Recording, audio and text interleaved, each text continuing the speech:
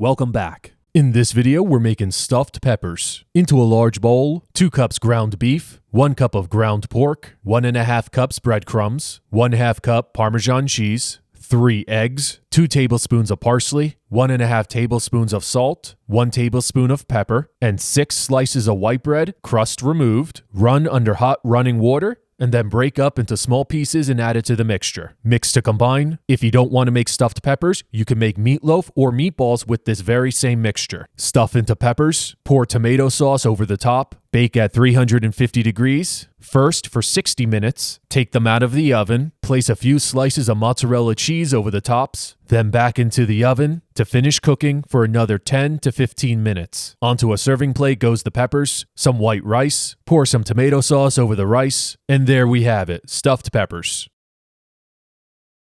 That's it for today, guys. Drop a like and a comment below, subscribe if you're new. I'll see you next time.